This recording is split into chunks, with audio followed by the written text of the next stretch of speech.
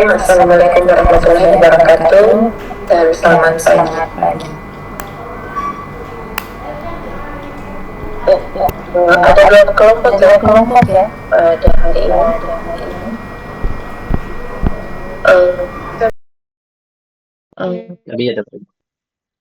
Ya. Jadi karena ada kelompok baru yang belum melewati APN, kita langsung gabung untuk pelaksanaan POET. Jadi kalian belajarnya terbalik, langsung yang patologisnya ya, belum mempelajari yang normal. Oke. Materi saya pada hari ini tentang perdarahan hamil muda, kemudian perdarahan postpartum, infeksi nifas, dan pengambilan sampel pap smear dan IVA khusus untuk kasus ginekologi. Ya. Kita fokuskan untuk materi perdarahan hamil muda, perdarahan postpartum, dan infeksi nifas itu pada kasus-kasus emergensi ya. Jadi untuk POET di sini kita membahas kasus-kasus yang biasanya datang dalam keadaan gawat darurat atau emergensi. Nah, di Opjin itu kita mengenal kelompok besar mengenai perdarahan pada kehamilan ya. Jadi pada kehamilan terjadi perdarahan, maka kita membagi menjadi beberapa kelompok. Kelompok yang pertama itu adalah perdarahan hamil muda ya, perdarahan hamil muda. Kemudian kelompok yang kedua adalah perdarahan antepartum ya. Jadi kalau perdarahan hamil muda itu adalah perdarahan yang terjadi pada kehamilan usia di bawah 20 minggu ya. Jadi apabila nanti ada kasus perdarahan kemudian pasien tersebut hamil, maka kalian harus langsung menilai usia kehamilannya ya. Jadi kalau usia kehamilannya itu masih berada di bawah 20 minggu, maka dia masuk dalam kelompok perdarahan hamil muda. Selanjutnya, kelompok yang kedua adalah perdarahan antepartum ya. Perdarahan antepartum itu adalah perdarahan yang terjadi pada usia kehamilan di atas 20 minggu sampai aterem dengan tanpa adanya tanda gejala dan tanda infarto ya. Jadi kita katakan antepartum artinya dia belum infarto. Berarti kata kuncinya di sini adalah belum ada kita temukan gejala dan tanda infarto, tetapi dia ada perdarahan. Jadi perdarahannya bukan karena gejala atau tanda infarto, ya. Nah, kelompok yang ketiga adalah perdarahan intrapartum, yaitu perdarahan yang terjadi pada usia kehamilan di atas 20 minggu sampai aterem dengan disertai gejala dan tanda infarto. Ya, jadi kalian harus paham dulu istilah-istilah dan pengelompokannya.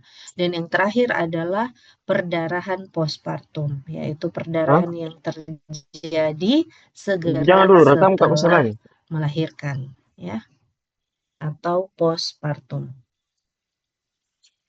Nah, untuk materi saya kali ini yang pertama yang akan saya bahas itu adalah perdarahan hamil muda. Nah, perdarahan hamil muda tadi saya sudah jelaskan bahwa perdarahan yang terjadi pada usia kehamilan di bawah 20 minggu.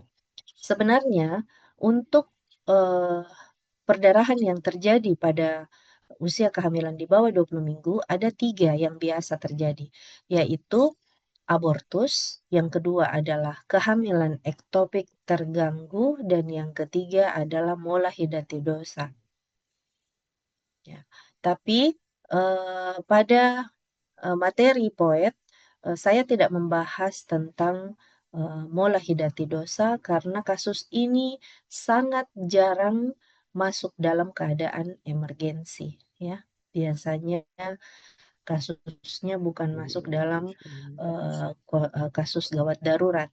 Kalaupun mola hidati dosa itu masuk dalam kondisi emergensi, biasanya dia bukan lagi sebagai bentuk primer dari mola hidati dosa, tetapi sudah berkembang menjadi PTG atau penyakit trophoblas ganas. Ya. Ya. Jadi yang akan saya bahas di sini adalah abortus dan KET. Kita mulai dari abortus. Ada yang bisa memberikan eh, penjelasan tentang apa itu abortus?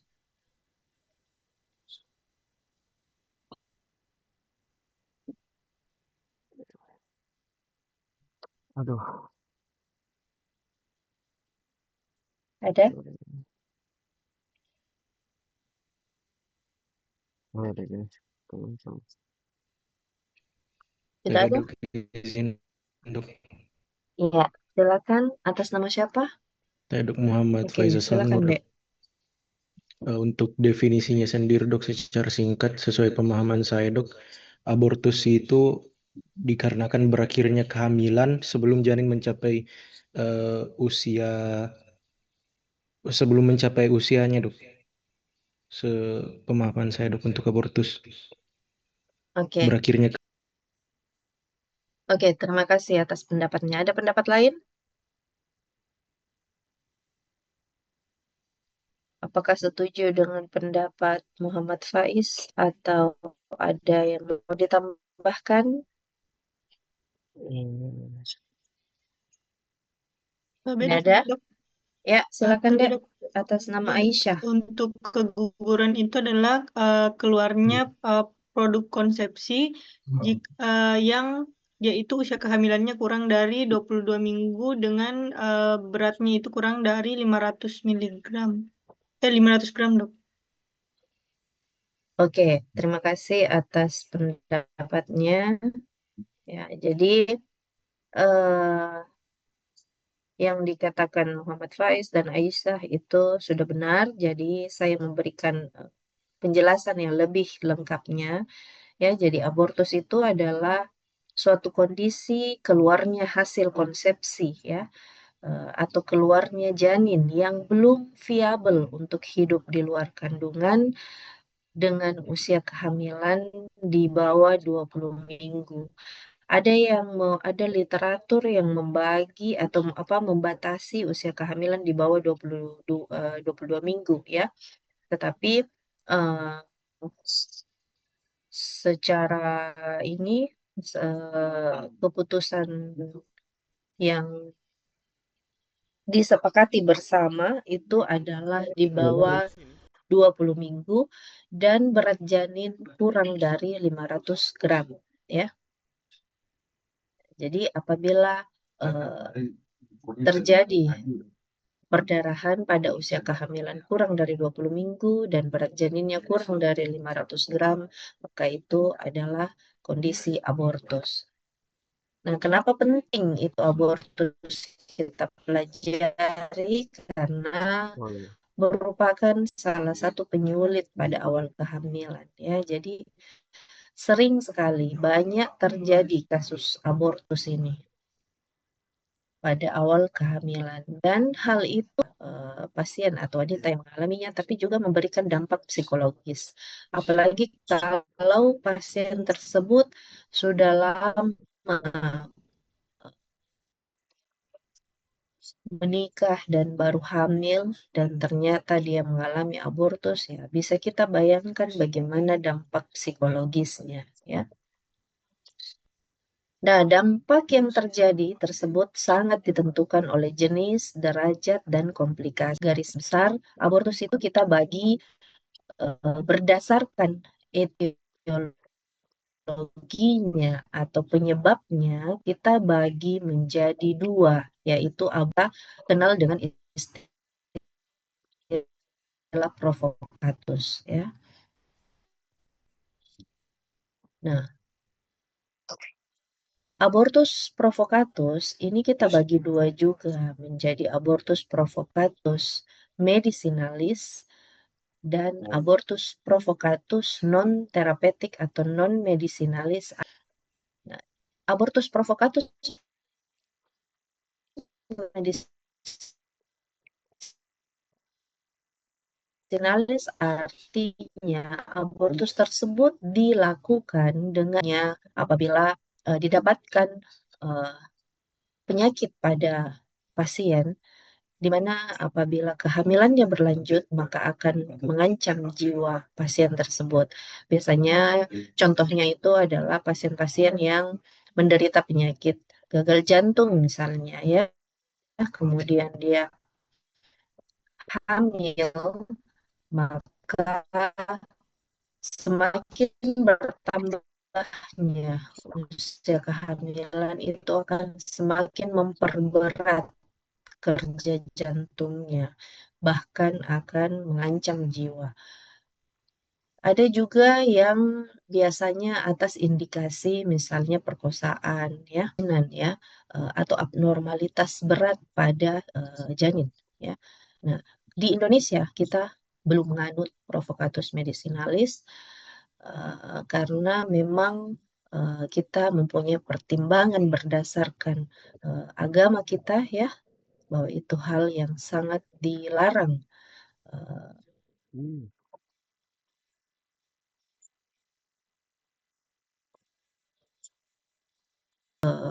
Kita harus mempertimbangkan dari segi hasil pemeriksaan penunjang seperti pemeriksaan USG. Nah, etiologi atau penyebab dari abortus itu banyak ya. Sampai saat ini bahkan banyak yang kita temukan kasus abortus itu tanpa penyebab yang jelas ya. Tetapi kita tetap harus mencoba mencari apa penyebab abortusnya untuk mencegah terjadinya abortus yang berulang pada kehamilan selanjutnya. Nah, etiologi abortus yang selama ini bisa didapat dari memang dari awal itu dia ada kelainan perkembangan zigot ataupun kelainan kromosom. Hal ini yang banyak terjadi ya, penyebab yang paling tersering. Bisa juga disebabkan karena adanya faktor maternal ataupun paternal itu apabila ada risiko infeksi ataupun ada penyakit sistemik yang kronis. Misalnya pada ibu hamil yang menderita preeklamsia ataupun diabetes mellitus ya. Atau trauma fisik dan psikis ya, misalnya terjatuh. Selanjutnya dia akan berkembang menjadi inkomplit ataupun komplit. Khusus untuk retensio embrio atau misabortion itu dia merupakan kelompok khusus ya, di mana sudah terjadi kematian janin dan dia tertahan di dalam kandungan sampai lebih dari 6 minggu atau 6 pekan. Nah, kita bahas satu-satu.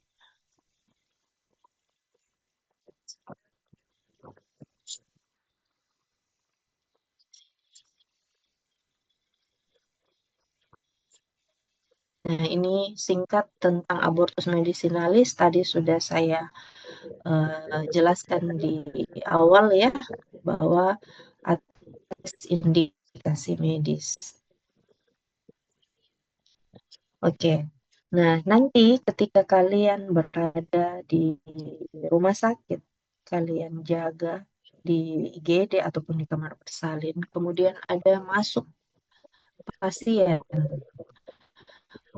wanita usia reproduksi datang dengan gejala perdarahan.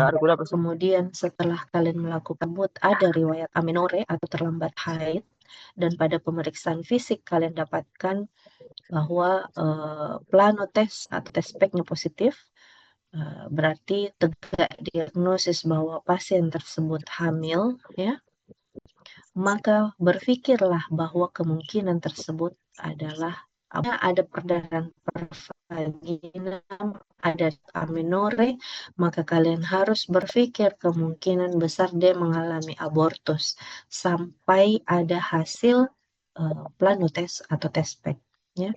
Jadi jangan langsung menganggap bahwa oh mungkin dia haidnya misalnya karena robekan di dalam karena dia habis jatuh misalnya. Jangan menyingkirkan abortus kalau kita belum membuktikan bahwa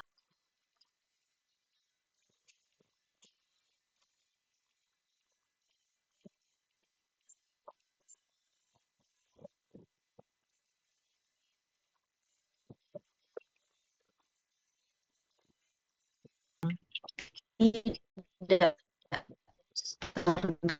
tergantung dari jenis atau derajat abortus dan kadang ada riwayat keluar kita sebut jaringan. Nah, kita bahas satu persatu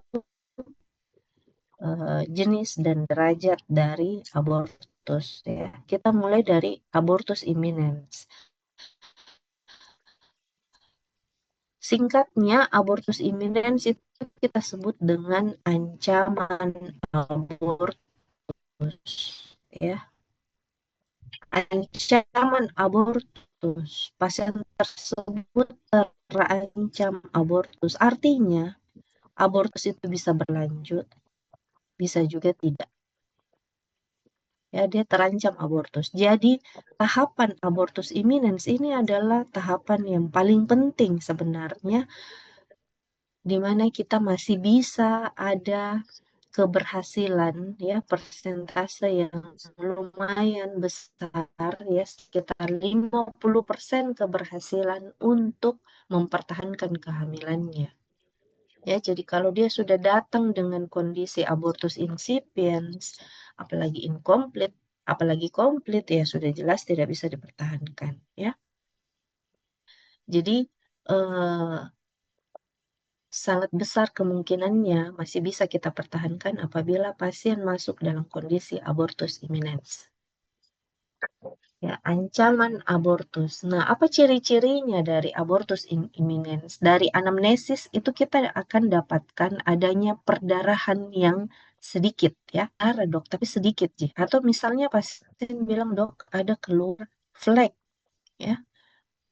Bisa darah warna kemerahan tapi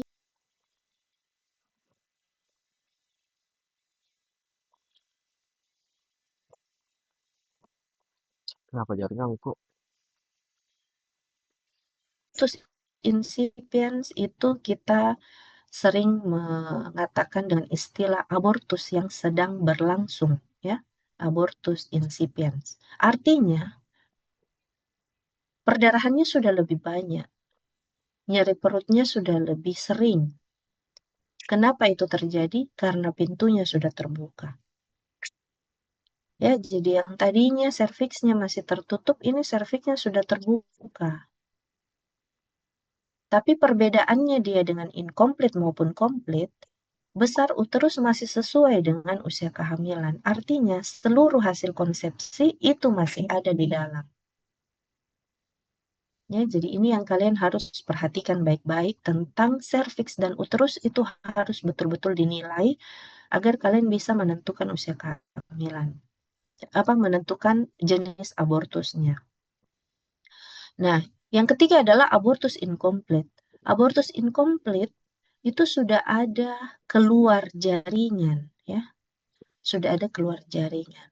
Tetapi masih sebagian. Nah, ini yang biasanya masuk dalam kondisi emergensi. Mengapa abortus incomplete itu masuk dalam kondisi emergensi? Karena perdarahannya sangat banyak dan nyeri perut hebat. Kenapa perdarahan sangat banyak? Kenapa nyeri perut sangat hebat? Kira-kira ada yang bisa menjelaskan?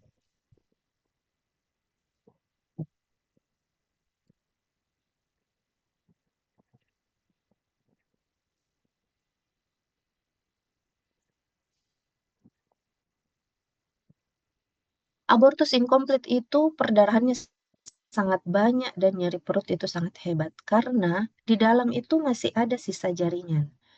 Masih ada sisa jaringan artinya ada sebagian pembuluh darah yang terbuka ya, ada sebagian besar pembuluh darah yang terbuka bekas implantasi jaringan yang tadinya masih ada di situ tapi sudah keluar, ya. Ada pembuluh darah yang terbuka.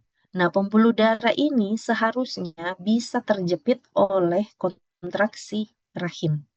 Tapi rahim tidak bisa berkontraksi secara maksimal karena masih ada sisa jaringan yang lain di dalam. Jadi otak akan memerintahkan uterus untuk semakin memperkuat kontraksi agar berusaha bisa mengeluarkan sisa jaringan tersebut. Makanya perdarahan akan lebih banyak dan nyeri perutnya juga sangat hebat. Biasanya pasien itu akan merasa pada abortus incomplete itu nyeri perutnya seperti orang mau melahirkan, ya. Sangat sakit. Ya, jadi kalau ini terjadi tanpa adanya penanganan awal yang tepat, maka pasien bisa masuk dalam kondisi shock, ya. Bisa masuk dalam kondisi shock karena apa namanya? Kompensasi tubuh setiap orang itu berbeda, ya. Ada yang kelihatan kuat-kuat saja pada perdarahannya sudah banyak sekali, ada yang baru berdarah sedikit dia sudah shock, ya.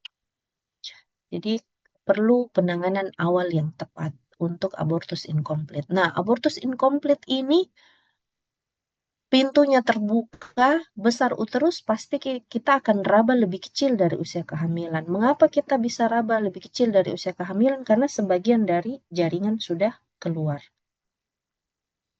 Itu bedanya dengan insipiens.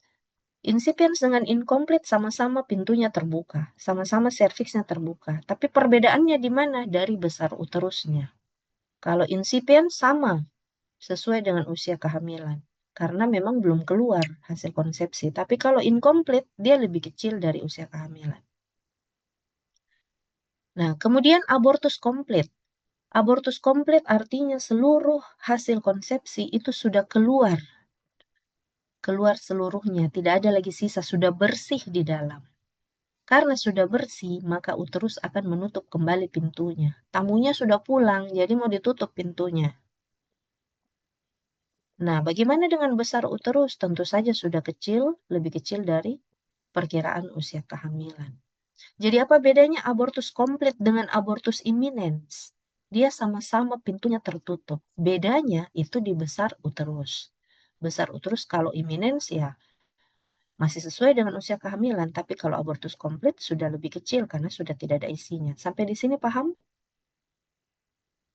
Ya, jadi kalau kalian ditanya bagaimana kalian bisa menegakkan abortus incipiens, abortus imminens, abortus incomplete ataupun komplit, jangan menjawab dengan karena dari hasil USG menunjukkan begini dok. Kalian sebagai dokter umum kompetensi kalian adalah dari anamnesis dan pemeriksaan fisis. Ya, jadi dari anamnesis dan pemeriksaan fisis saja kita sudah bisa menegakkan diagnosis abortus dan jenisnya atau derajat dari abortus. Namanya pemeriksaan penunjang itu ya pemeriksaan untuk menunjang diagnosis ya. Untuk membuktikan apa yang Iya, kita tapi dapat masih macet. dari anamnesis dan Udah tahu pemeriksaan kalau fisis. terekam. Ada pertanyaan tentang derajat abortus? Oke, kalau tidak ada saya lanjut. Nah, saya tidak membahas secara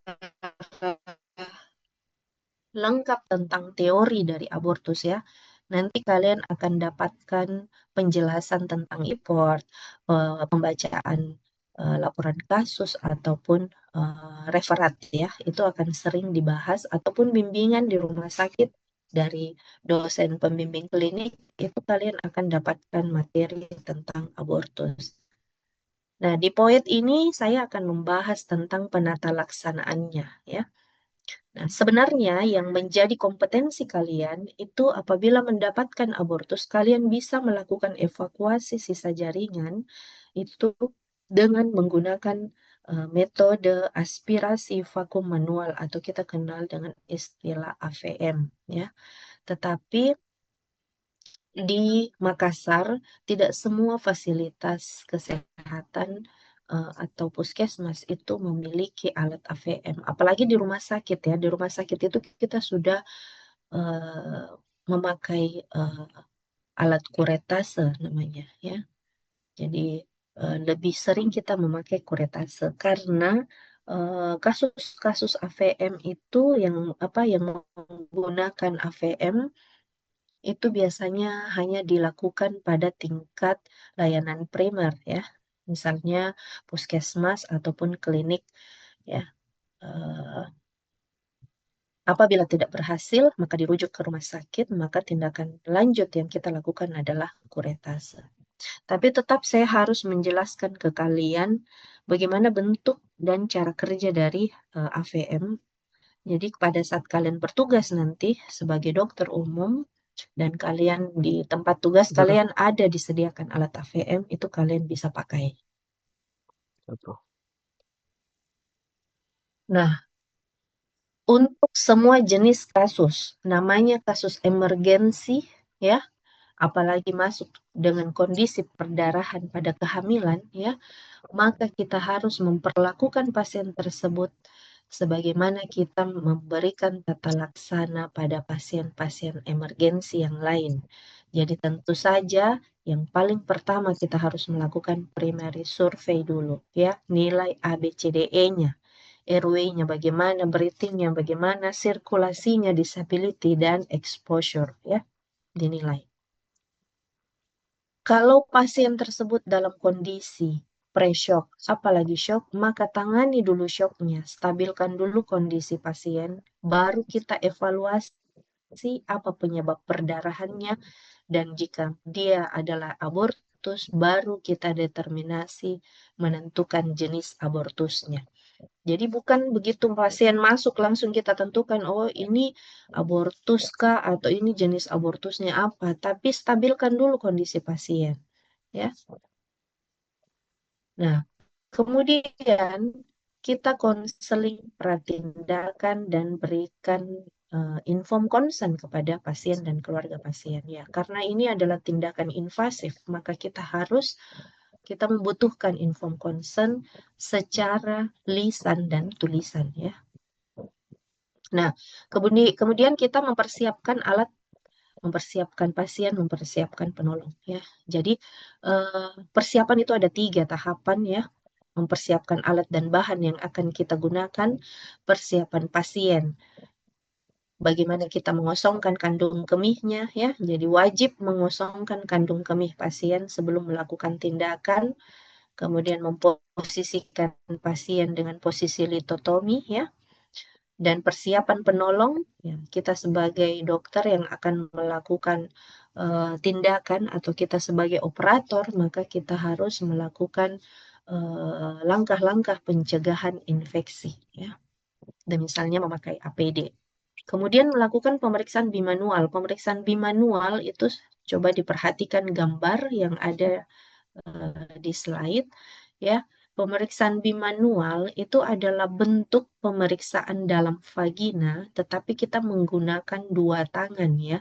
1 tangan itu masuk ke dalam, bagi yang sudah lewat APN ya, kalian sudah diajarkan bagaimana melakukan pemeriksaan dalam vagina menggunakan tangan yang dominan ya, kanan ataupun kiri. Nah, khusus untuk kasus perdarahan hamil muda ya, sama juga dengan pada pasien-pasien ginekologi ya, kita melakukan pemeriksaan bimanual. Artinya tangan yang dominan itu yang masuk ke dalam vagina, sementara tangan yang satunya itu meraba di luar ya. Nah, apa tujuannya kita melakukan pemeriksaan bimanual? Karena kita mau memfiksasi uterus dan kita mau menilai lebih detail tentang posisi uterus, arahnya, kemudian bagaimana, apakah ada pembesaran, ada massa di adneksa atau tidak, ya itu kita akan bagaimana dan apa saja yang dinilai pada pemeriksaan bimanual. Dalam materi pemeriksaan ginekologi ya, Pemeriksaan ginekologi siapa yang jelaskan, Dek? Dokter Dedi atau Dokter Ros? Dokter Ros. Izin Dokter Ros. Dokter Ros, ya. Jadi di pemeriksaan ginekologi salah satu pemeriksaan yang dilakukan pada pemeriksaan hamil muda, perdarahan hamil muda. Nah, kemudian pemeriksaan bimanual ini kita lakukan sebelum dan setelah tindakan. Tujuannya apa? Pada saat sebelum dilakukan tindakan, kita melakukan pemeriksaan bimanual untuk menilai arah uterus ya dan bentuk dari uterus. Saya loncat dulu. Saya mau kasih lihat.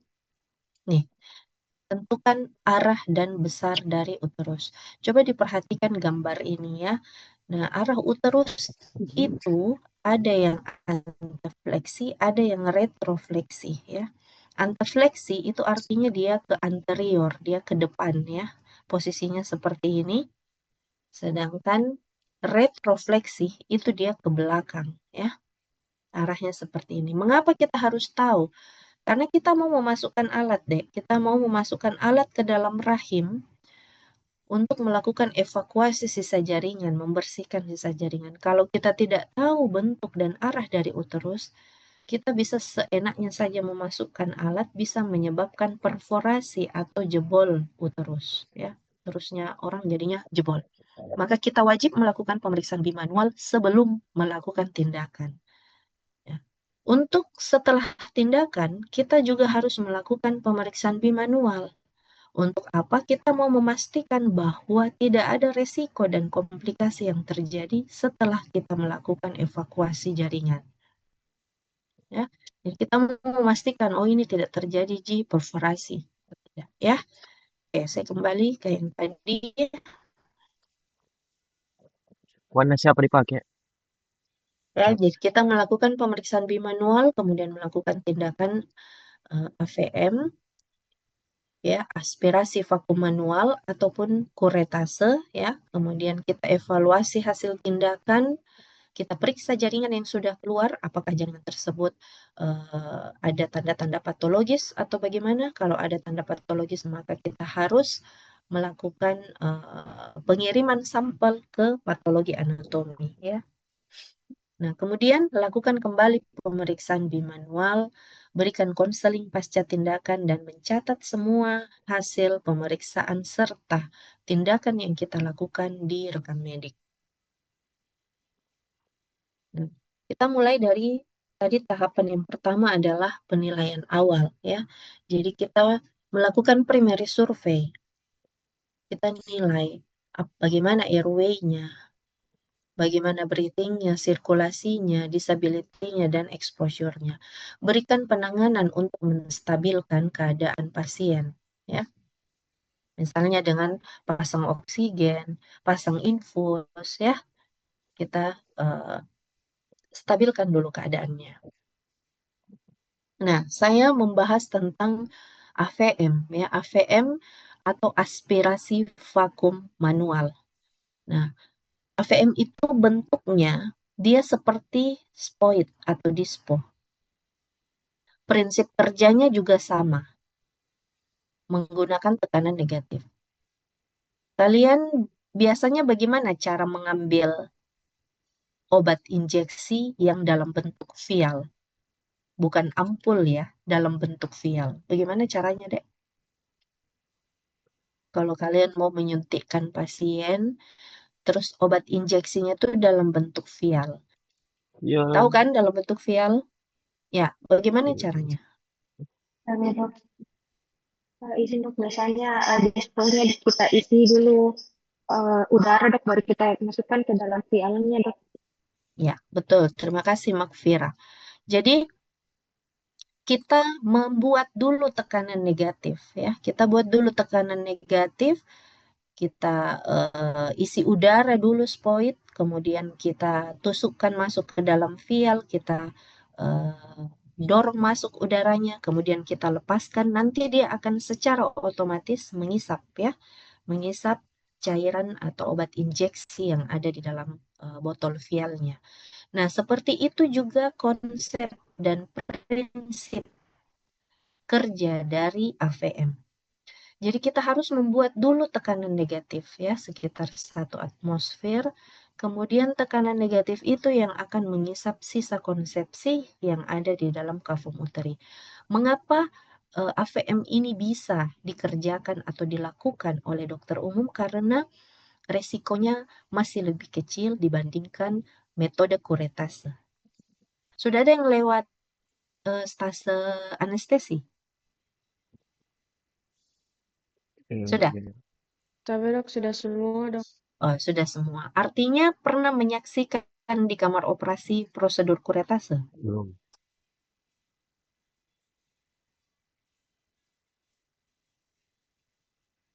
Tapi Ya. Jadi prosedur kuretase itu dia resikonya lebih besar, ya.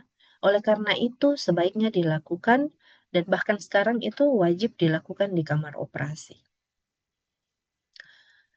Nah, tekanan negatif yang tadi kita buat itu disalurkan melalui kanula yang kemudian dirotasikan dan digerakkan maju mundur. Jadi nanti alat AVM-nya itu kita bisa putar-putar ya, atau kita maju mundurkan ya, agar semua jaringan yang ada di dalam kafum uteri itu bisa terhisap.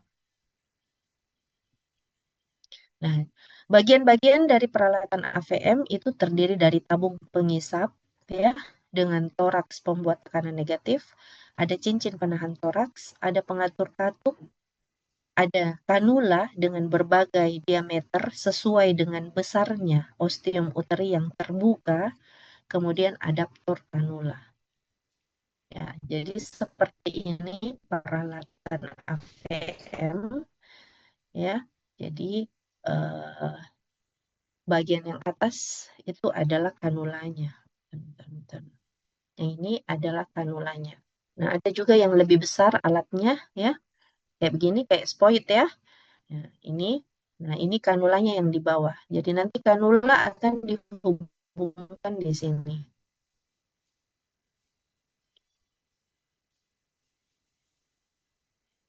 Nah, bagaimana persiapan yang kita lakukan sebelum melakukan prosedur AVM?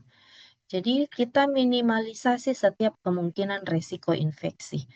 Dengan cara ya tentu saja kita memakai APD, melakukan tindakan itu dengan steril ya, dengan prosedur yang steril, kemudian berikan pasien antibiotik pre-op ya atau pre-tindakan ya. Jadi biasanya kita berikan antibiotik dosis tinggi ya sebagai profilaksis. Apalagi kalau pasien memang masuk dalam kondisi abortus infeksiosa ya. Dia biasanya pada pasien-pasien abortus provocatus ya, provocatus criminalis, biasanya itu masuk dengan kondisi abortus tapi juga sudah mengalami infeksi ya. Nah, jadi kita bisa memberikan antibiotik. Nah, kemudian yang berikutnya melakukan pemeriksaan panggul dan penentuan jenis abortus serta komplikasinya ya. Nah, termasuk juga kita menilai arah dari uterus ya, seperti yang tadi sudah saya jelaskan. Persiapan pasien termasuk stabilisasi kondisi pasien, kemudian kosongkan kandung kemih ya, dan posisikan litotomi.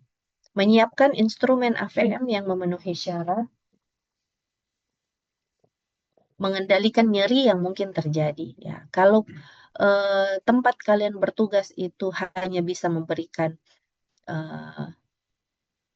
analgetik ya atau anestesi lokal ya, cukup kalian berikan anestesi lokal dengan blok paracervicalis ya.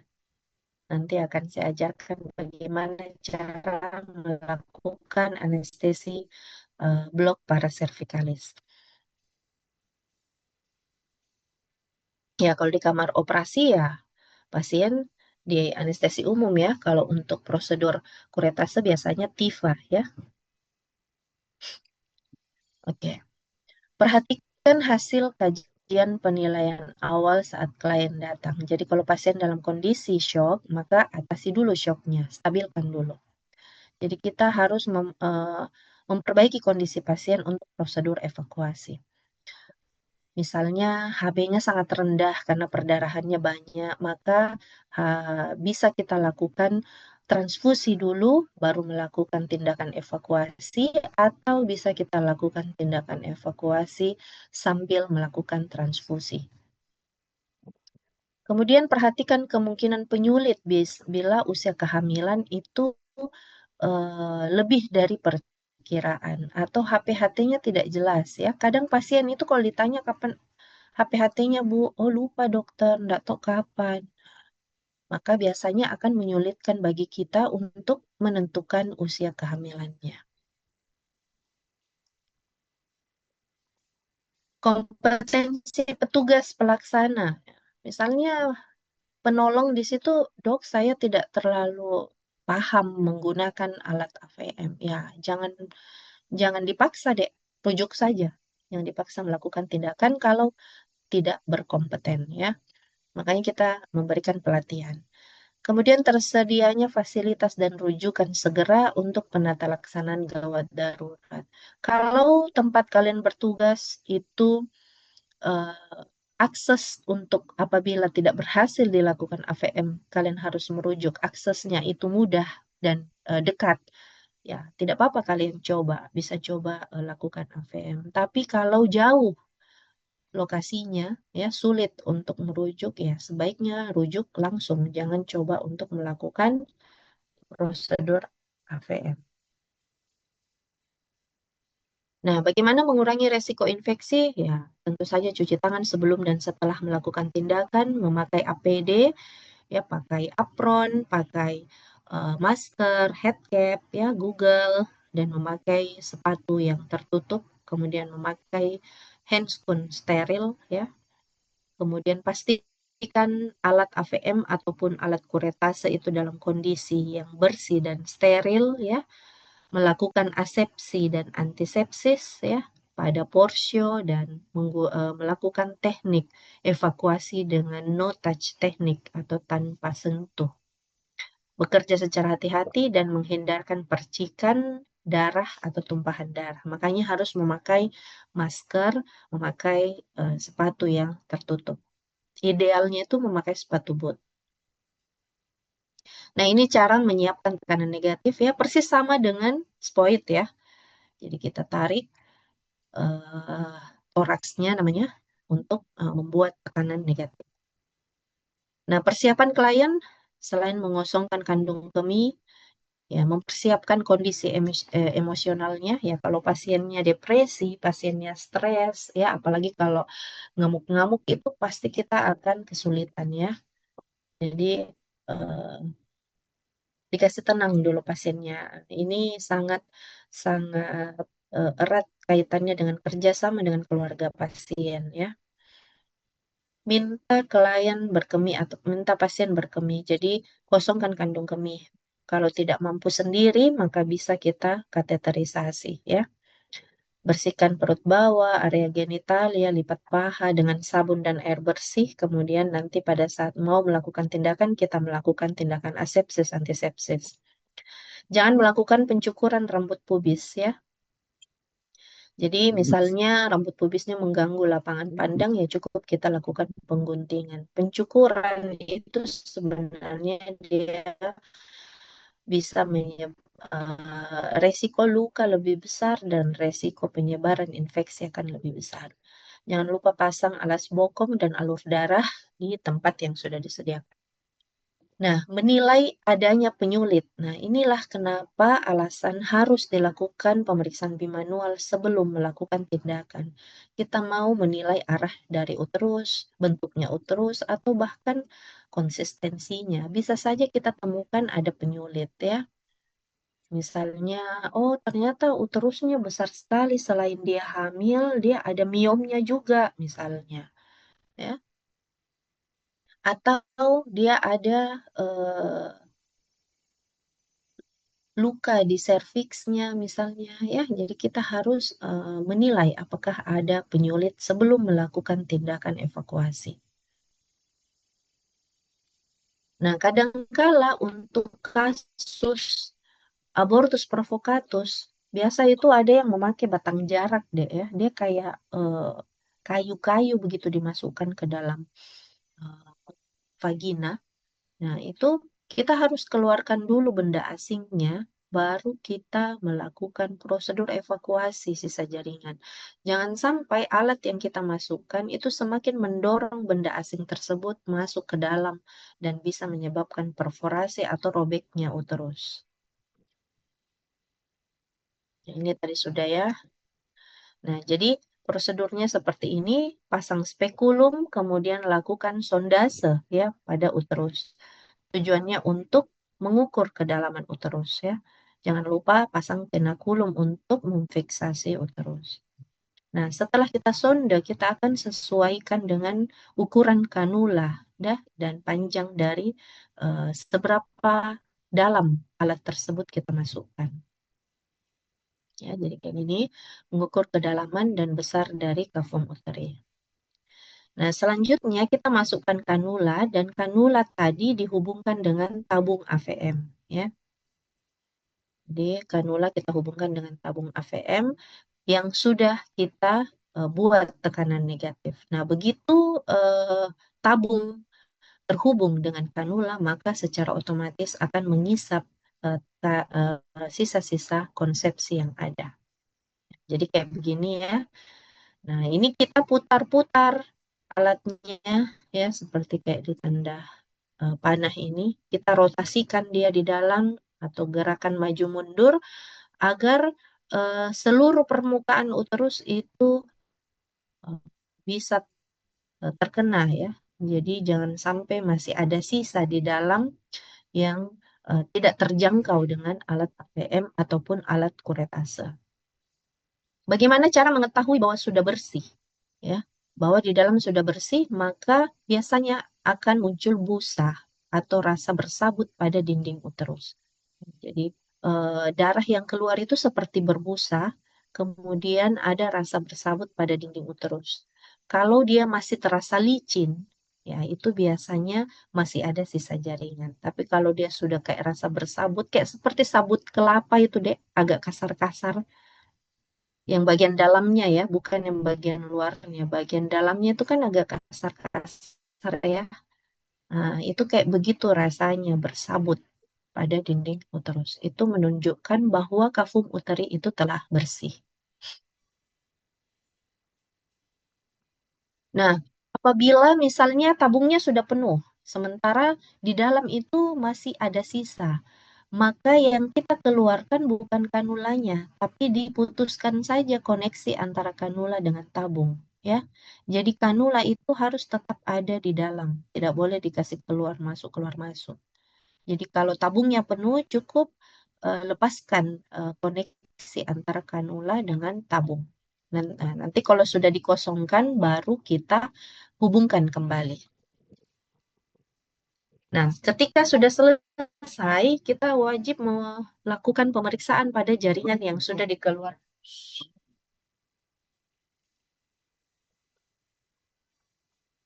Lakukan pemeriksaan jaringan ya yang sudah kita keluarkan. Kemudian apabila kita dapatkan yang tanda-tanda bahwa jaringan tersebut abnormal ya, maka kita wajib mengirimkan ke patologi anatomi ya, ke PA.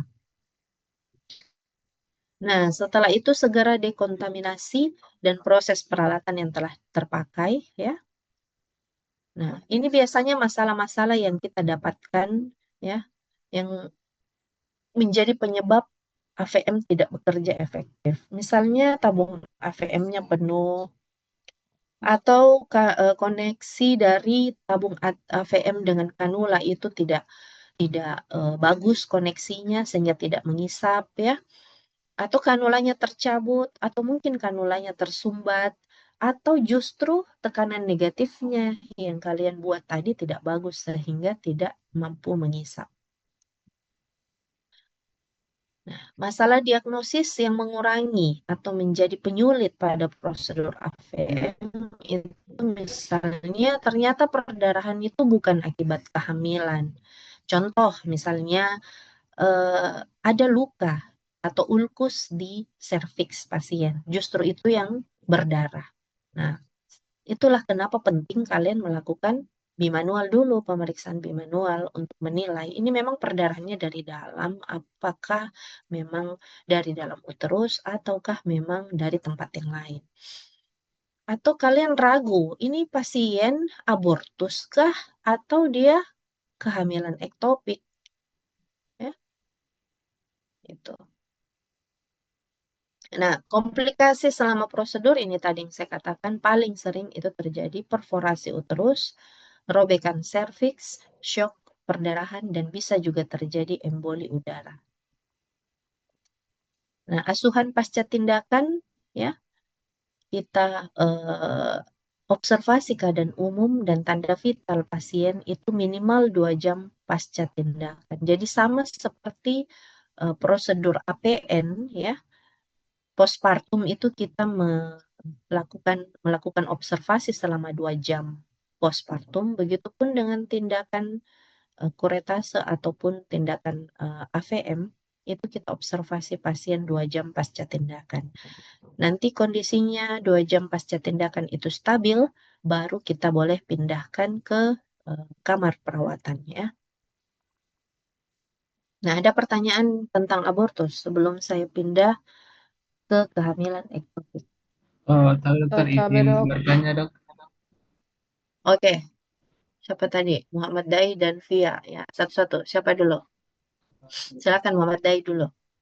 Tapi kan tadi tata laksananya itu untuk kasus abortus itu aspirasi ke vakum manual.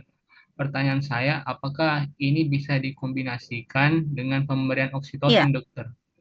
nanti pada saat demo saya akan jelaskan, ya. Jadi penggunaan uterotonika itu eh, akan sering dilakukan pada prosedur-prosedur tindakan pada kasus obstetrik, ya. Uterotonika itu ada 3 jenis, Dek. Ada metil ergometrin, ada oksitosin, dan ada misoprostol. Itu yang biasa kita pakai. Nanti pada saat demo, saya akan jelaskan metil ergo dan kapan kita pakai misoprostol, ya. Nah, pada kasus abortus itu biasanya pengobatan yang kita berikan selain dengan tindakan evakuasi sisa jaringan itu kita memberikan uterotonika untuk semakin tujuannya itu semakin merangsang kontraksi dari uterus supaya dia bisa mengeluarkan sisa jaringan, ya. Nah, salah satunya yaitu dengan memberikan oksitosin, drips oksitosin. Untuk kasus abortus kita menggunakan oksitosin itu di drips bukan di bolus atau injeksi. Ya, jadi kita masukkan 1 ampul oksitosin atau dosisnya 10 international unit kita masukkan ke dalam cairan RL atau NaCl 500 cc. Kita masukkan, biasanya kita berikan dengan tetesan 28 tetes per menit atau tergantung kalau dia kondisi perdarahannya banyak, biasanya kita berikan dengan tetesan cepat. Oke, ada lagi? Bagaimana Muhammad Dai? Tapi dok, izin konfirmasi tadi oksitosinnya 1 ampul dicampurkan ke 500 atau berapa dok NaCl-nya? Dimasukkan ke dalam cairan 500 cc. Bisa NaCl, bisa RL. Oh iya dok, jelas dok. Ada lagi? tapi dok izin bertanya dok. Ya. Tadi pas ada yang untuk supaya mengetahui kalau misalnya kafum taringnya itu sudah bersih dari sisa-sisa kuretasi itu kan ada rasa bersabut ya dok di dinding Ya. uterusnya dok. Itu bagaimana cara merasakannya, menggunakan alat atau menggunakan alat AVM-nya atau Menggunakan alat AVM ataupun alat kuretase, tergantung tindakan apa yang kita lakukan, ya. Kalau tindakan AVM ya kita pakai alat AVM-nya. Kalau tindakan alat kuretase, menggunakan kuretase ya pakai alat kuretnya. Jadi itu ketika kita menggerakkan alat, apakah AVM ataupun alat kuretase, kita akan merasakan dinding uterus itu dia masih licin atau dia seperti bersabut. Bersabut itu dia kayak agak kasar-kasar deh. Dia ker gitu, kayak ada bunyi-bunyi pada saat kita lakukan pergerakan pada alat di dalam kafum uteri. Kalau seluruh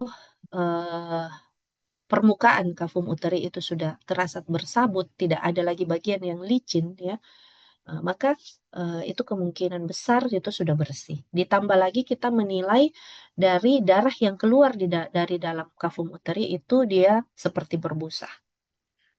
Oke, baik dokter, Gitu. terima kasih dokter. Jadi mirip kayak sabut kelapa itu. Sabut kelapa yang bagian dalamnya itu kan kayak kasar-kasar ya, tidak licin. Kayak begitu deh perumpamaannya. Ya, baik dokter, Ada terima lagi? kasih dokter. Ya, ada lagi?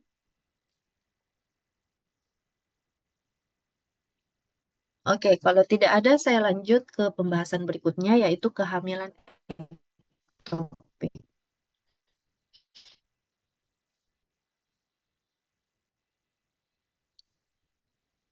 Kehamilan ektopik adalah kehamilan yang terjadi di luar kafum uteri, ya. Ada yang memberikan definisi, ya, literatur memberikan definisi yaitu kehamilan di luar kandungan atau kehamilan di luar kafum uteri, ya. Nah, tetapi definisi yang lebih tepatnya itu adalah kehamilan yang terjadi di mana implantasinya selain dari endometrium. Ya. Jadi implantasi normal suatu kehamilan itu berimplantasi di endometrium. Artinya, kalau dia implantasinya di miometrium, di bagian serosa, di bagian korno uterus, itu masuk dalam kategori kehamilan ektopik, ya. Jadi ini gambarannya, ya. Kehamilan ektopik intinya kehamilan yang terjadi di mana implantasinya bukan di endometrium. Jadi seperti kita lihat di sini di gambar, ada yang intramural, ada yang angular, ada yang di serviks, ada yang di interstitial, ya. Yang paling banyak terjadi itu di tuba, ya, di tuba. Paling banyak terjadi. Nah, lokasi tuba pun bermacam-macam. Ada ismus, ada ampula, ada infundibular atau fimbrial. Nah, yang paling sering lokasinya itu adalah di ampula. Ada juga kehamilan ovarian, ya, ada juga kehamilan intraligamenter, ada juga kehamilan di abdominal, ya. Jadi menurut saya kalau definisinya hanya sebatas kehamilan di luar kandungan itu terlalu umum, ya, dia tidak spesifik. Jadi yang lebih tepatnya itu adalah kehamilan yang terjadi di mana implantasinya selain di endometrium, ya. Itu saya rasa itu pembagian dari kehamilan ektopik, ya.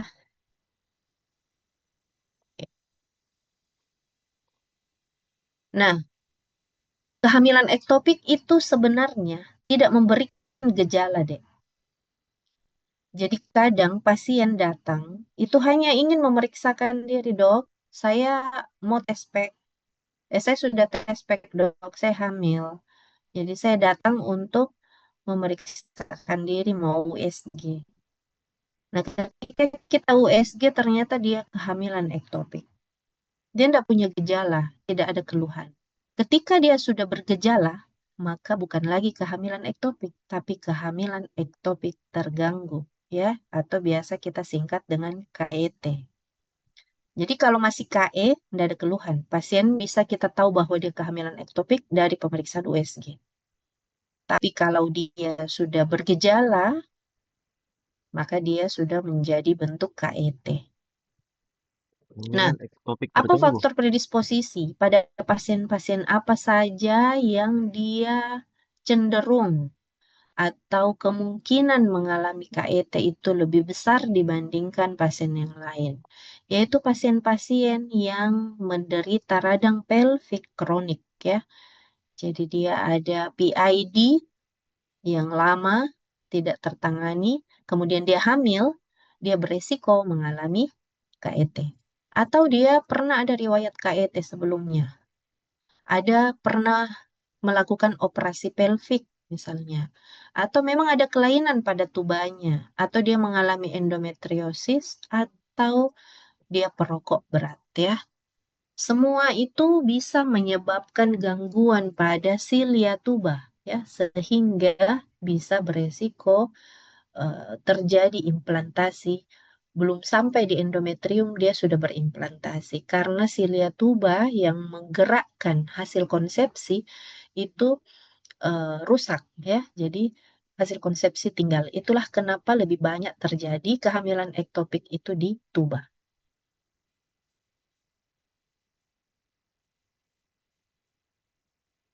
Nah, ada gejala klinik yang kita kenal dengan trias klasik,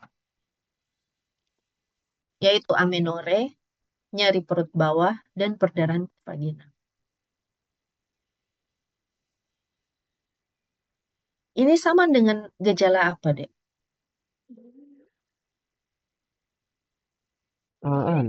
Gejala infarto.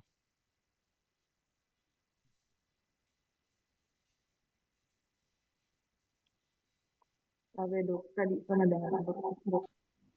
Ya, sama dengan abortus. Ada riwayat Abortus. amenore, ada perdarahan pervaginam, ada nyeri perut bagian bawah. Amenore apa? Nyeri. Makanya menjadi diagnosis banding. Abortus itu diagnosis bandingnya KET. Begitupun kebalikannya. KET itu diagnosis bandingnya abortus. Karena memang mirip. Dan sering terjadi misdiagnosis. Menganggap, oh ini abortus. Padahal KET. Begitupun sebaliknya. Nah, pertanyaannya, bagaimana cara kita membedakan?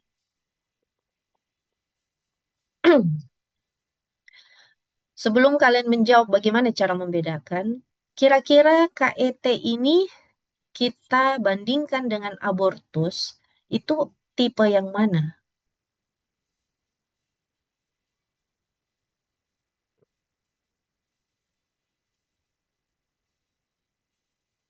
Tipe. Oke, saya jelaskan lagi ya. Untuk KET, itu nyeri perut bagian bawah, perdarahan pervaginam sedikit, biasanya berupa flek.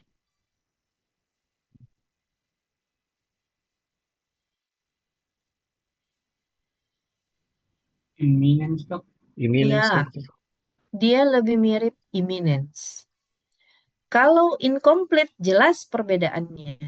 Jadi kalau ada kita dapatkan pasien dengan perdarahan pervaginam, kita kan pasti menanyakan darahnya itu bagaimana, Bu? Banyak kah atau sedikit? Kalau dia mengatakan banyak, dok, bergumpal, itu lebih mengarah ke abortus apa, Dek? Bisa insipiens, bisa imminent, bisa incomplete.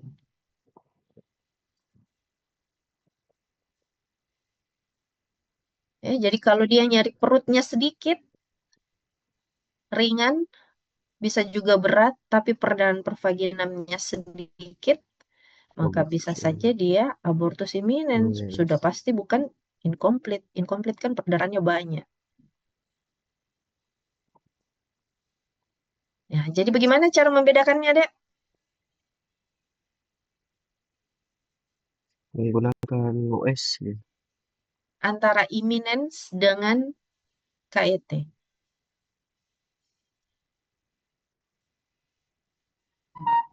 Ada, dok, dengan pemeriksaan fisik, dok, ada nyeri goyang porsio untuk topik. Nyeri goyang porsio. Oke. Apalagi? Tapi dok, kalau dengan pemeriksaan tinggi fundus dok, Pemeriksaan tinggi fundus, kenapa dengan tinggi fundus? menilai apakah ada pembesaran atau tinggi pada fundus uterinya dok. Kalau pada KET ini dok sepertinya tidak terjadi peninggian uterus dok. Tapi, dok. Ya, tadi waktu di abortus kita untuk membedakan jenis abortus, selain kita menilai serviksnya, kita menilai juga besar uterus, ya. Pada abortus imminens itu serviks tertutup, besar uterus sesuai dengan usia kehamilan.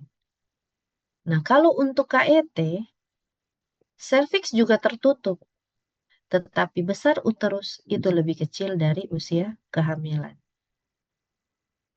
Atau justru tidak membesar. Nah, kemudian terjadi nyeri goyang porsio. Kenapa sampai ada nyeri goyang porsio? Mengapa pada KET itu ada nyeri goyang porsio?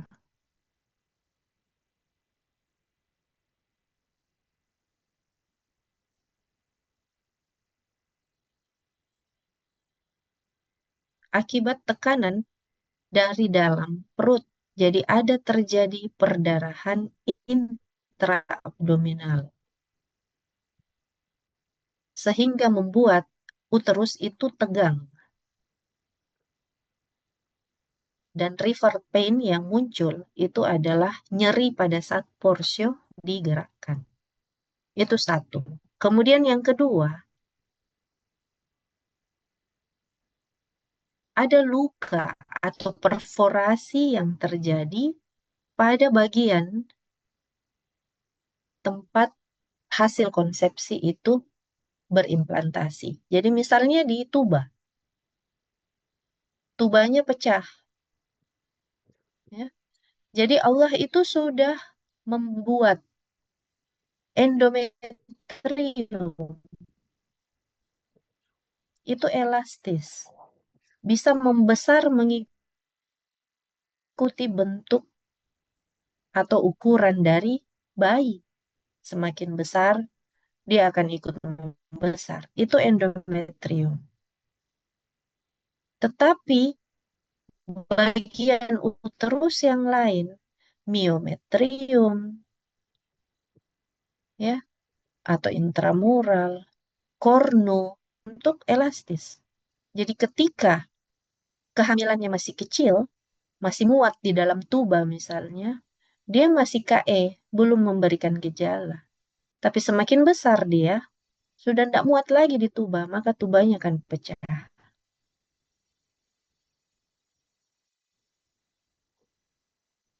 Menjadi KET.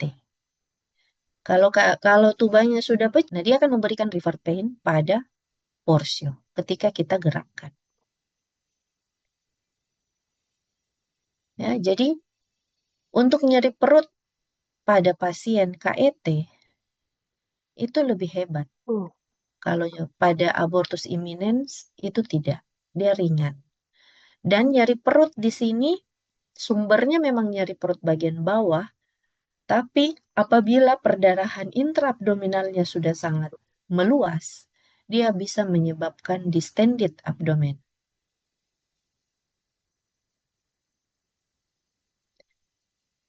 Apalagi perbedaannya, Dek?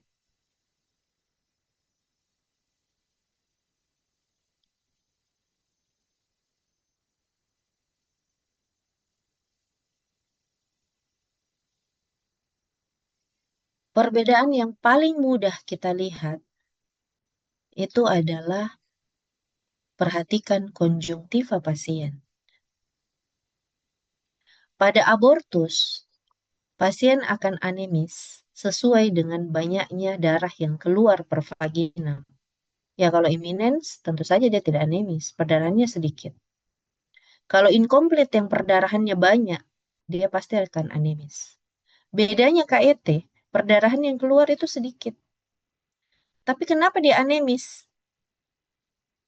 Karena perdarahan justru terjadi hebat di intraabdominal. Sampai sini paham, Dek? Sampai ya, dokter. Ya. Jadi pada pasien dengan KET, keluhannya perdarahan pervaginam sedikit, tapi pasien akan masuk dengan kondisi anemis.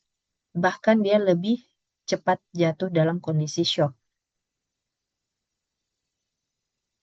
Tidak sejalan perdarahan pervaginamnya dengan kondisinya. Ya, beda dengan abortus. Ya, jadi dari anamnesis dan pemeriksaan fisik, kita sudah bisa memperkirakan dengan jelas ini abortus atau KET. Sisa kita membuktikan dengan pemeriksaan penunjang. Nah, pemeriksaan penunjang salah satunya yang kita lakukan adalah pemeriksaan USG. Jadi pemeriksaan USG di sini untuk mengkonfirmasi kehamilan intrauterin. Jadi pasien-pasien itu nanti Dek, kalau kalian sudah sebagai dokter, kemudian ada pasien hamil, maka kalian harus memberikan edukasi karena banyak sekali pasien hamil itu tujuannya pergi USG karena mau lihat saya jenis kelamin. Ya. Justru USG itu wajib dilakukan pada trimester pertama kehamilan. Biasanya itu pasien nanti pi besar-besar pi bayiku supaya bisa lihat kelaminnya dan posisinya di mana. Padahal yang penting di trimester pertama kita harus mengkonfirmasi apakah kehamilannya intrauterin atau ekstrauterin. Nah, pemeriksaan USG itu ada dua yang bisa kita lakukan, ada yang transabdominal, ada yang transvaginal. Untuk kehamilan di bawah 8 minggu, di bawah usia di bawah 8 minggu, di mana kadar HCG itu biasanya masih mencapai sekitar 1.500 international unit, itu tidak kelihatan pakai USG transabdominal. Bisa lebih kelihatan kalau kita pakai USG transvaginal. Pada usia kehamilan di atas 8 minggu, biasanya yang 10 minggu, nah, itu baru bisa kelihatan per abdominal. Jadi kalau kalian bertugas nanti dan kalian tidak mendapatkan fasilitas ya, di situ USG-nya mungkin ada tapi tidak ada prop transvaginalnya, ya kalian harus rujuk di rumah sakit yang lebih atau di tempat yang lebih lengkap yang ada USG transvaginalnya. Ya. Jadi kehamilan ektopik ya kita katakan terganggu kalau dia sudah memberikan gejala ya. Nah, pemeriksaan penunjang yang bisa kita lakukan juga apabila kalian tidak memiliki fasilitas USG, itu bisa kita melakukan namanya pemeriksaan kuldosintesis ya. Pemeriksaan kuldosintesis itu kita mengambil cairan pada kafum Douglas ya. Jadi kalau terjadi perdarahan intraabdominal, maka akan terjadi penumpukan darah di kafum Douglas ya. Nah, itu kita ambil cairan darahnya, dan apabila kita dapatkan darah kehitaman, kemudian dia cair, tidak mudah membeku, maka kuldosintesis positif. Kemungkinan besar dia KET. Ya, gambarannya seperti ini, ilustrasinya. Jadi ini adalah uterus. Bagian atas yang ini, kelihatan kursor saya ya. Iya dok, Terlihat di terlihat dok. pointer? Iya dok. Ya, jadi bagian ini itu adalah fornix anterior. Ya. Kemudian bagian ini adalah fornix posterior. Tepat di bawah fornix posterior itu adalah cavum Douglas. Jadi ini adalah cavum Douglas. Jadi nanti akan saya demokan bagaimana melakukan pemeriksaan kuldosintesis. Jadi kita menusuk jarum yang panjang ya dan besar, itu kita tusukkan di bawah fornix posterior ya. Jadi dia masuk ke dalam cavum Douglas. Kemudian kita aspirasi dan kita lihat apakah cairan darah yang keluar itu berwarna merah kehitaman, kemudian cair ya, dia tidak mudah membeku, itu yang interpretasinya kuldosintesis positif. Kuldosintesis positif itu kemungkinan besar adalah KET.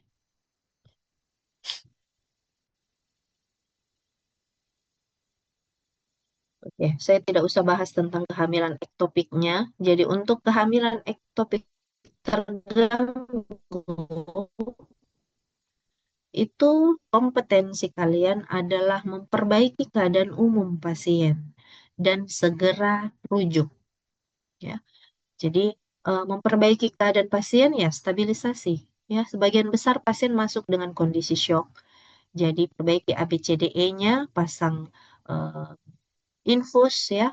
Kalau perlu kita pasang dengan dua lain ya, dua jalur ya, berikan restorasi atau rehidrasi cairan ya. Siapkan untuk dilakukan transfusi darah ya. Biasanya kalau KET itu jarang masuk dengan HB di atas 6 ya, biasanya di bawah 6, bahkan kadang pernah 3 ya, HB 3. Jadi pasti akan dilakukan transfusi darah ya. Dan segera rujuk untuk dilakukan operasi atau laparotomi di rumah sakit. Nah, laparotomi yang dilakukan itu tergantung dari lokasi kehamilannya, lokasi KET-nya ya. Misalnya di tuba dan dia sudah mengalami perforasi dan tidak bisa lagi kita selamatkan tubanya, maka kita lakukan partial salpingectomy, jadi dipotong tubanya. Apabila masih bisa kita selamatkan, kita bisa eksisi saja dan kita keluarkan hasil konsepsi, kemudian kita jahit kembali tubanya. Ya, ini kalau dia robekannya masih kecil, ya, jadi masih bisa kita selamatkan tuba pasien. Ya, saya kira itu penjelasan untuk abortus dan KET. Ada pertanyaan? Kalau tidak ya,